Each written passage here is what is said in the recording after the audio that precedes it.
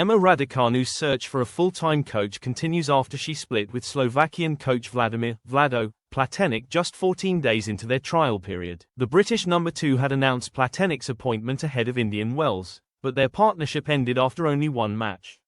He was seen in her box during her first-round defeat to Mayuka Uchijima but was absent when she secured a win at the Miami Open. The abrupt split follows an awkward interview in which Platenik admitted rejecting 2 previous offers from Raducanu, calling them coaching suicide. His comments raised eyebrows, suggesting he had reservations about working with her in the past. Despite this, he eventually agreed to a trial, but the collaboration has already ended.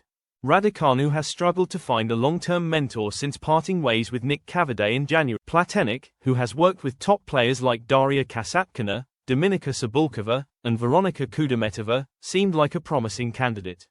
He was also part of Lulu Sun's team when she defeated Raducanu at Wimbledon last year. After losing to Uchijima in Indian Wells, Raducanu was cautious in her comments about the new partnership. "We haven't really done much yet because he arrived very recently.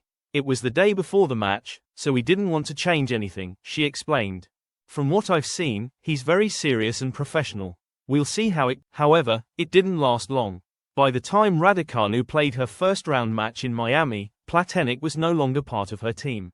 Instead, LTA coach Colin Beecher, longtime mentor Jane O'Donoghue, and fitness trainer Yutaka Nakamura were in her corner. Sources indicate that the partnership was not progressing in the right direction, and Raducanu has resumed her search for a new coach. Despite their short-lived collaboration, she reportedly holds the utmost respect for Platenik. Platenik's remarks to Slovakian newspaper Denik N further fueled speculation. He claimed he had previously declined offers from Raducanu and her father, Ian, stating, "Emma approached me right after a great success in late 2021, which is why I said it could be coaching suicide. But now she is in a different position." He acknowledged Raducanu's struggles but believed she had matured. "She's already been through hell and had a great year last year. They did a good job with her last coach, who left due to health issues." Platenik had been on Raducanu's radar before she partnered with Cavaday ahead of the 2024 Australian Open. "I wrote to Ian to ask if they had a coach. He replied that they didn't and wanted to try working with me."